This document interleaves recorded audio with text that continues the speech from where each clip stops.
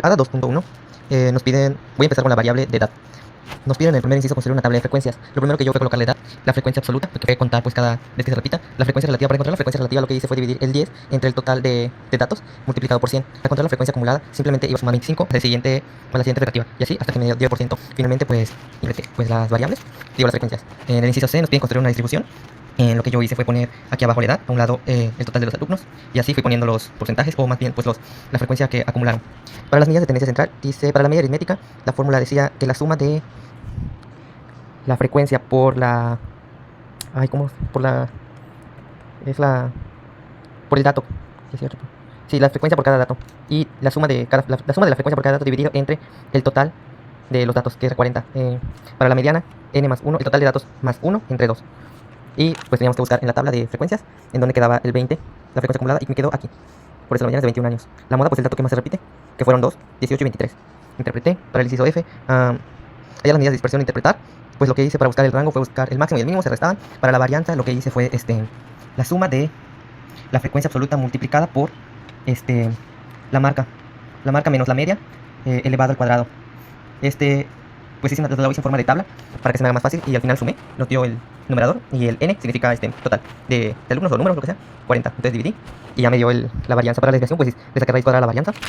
Desviación media, dice la suma de la frecuencia por el valor absoluto de cada dato menos la media entre el número total de datos. Igual lo hice en formato de tabla, pero utilizando los datos anteriores. Y ya dividí el rango intercuartílico. Primero, antes de poder hacer el rango intercuartílico, tuve que pues buscar a cuánto equivale el cuartil 1 y el cuartil 3, porque lo necesitaba para la fórmula. Esto lo busqué de esta manera.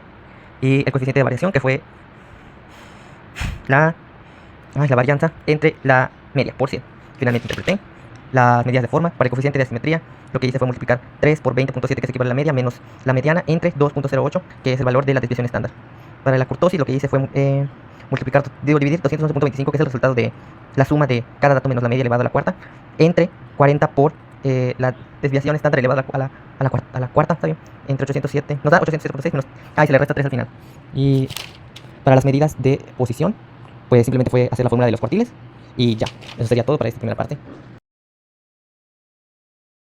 Gasto semanal en transporte. Lo que hice para poder construir el primer inciso que nos pide la tabla de frecuencias, construir intervalos. ¿Cómo lo hice?